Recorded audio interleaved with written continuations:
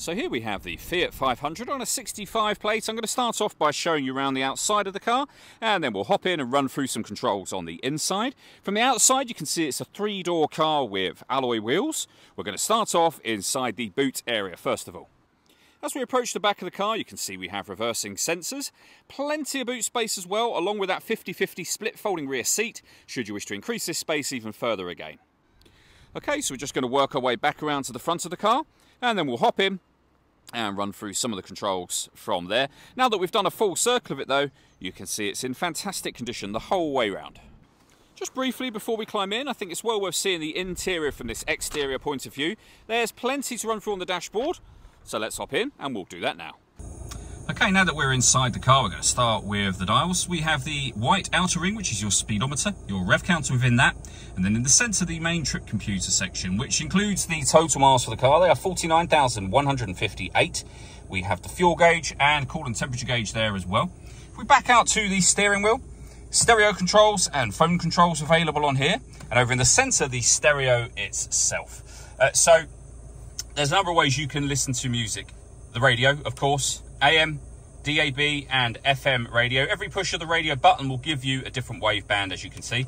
You can listen to your own music. Nothing is connected at the moment. You can connect up an auxiliary device, a USB device. You can also stream your music wirelessly via Bluetooth audio, as you can see on here. This car's got satellite navigation.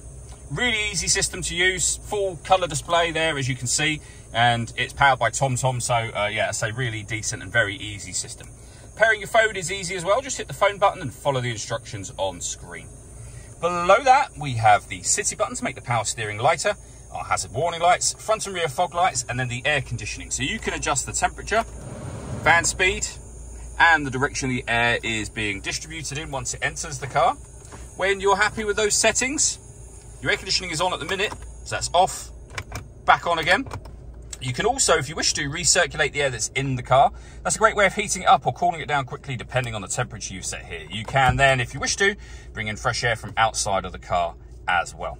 Underneath that, we can turn off our traction control, our stop and start, our rear heated screen as well. We have a passenger electric window, driver electric window, and a 5-speed manual gearbox. 2 cup holders and a 12-volt charging socket, and then the auxiliary and USB inputs I mentioned a moment ago. The last thing I wanted to mention is the sunroof we have just here. So you have a blind you can open manually. This is a fixed section of glass, but it lets in a lot of extra light to the cabin area, as you can see.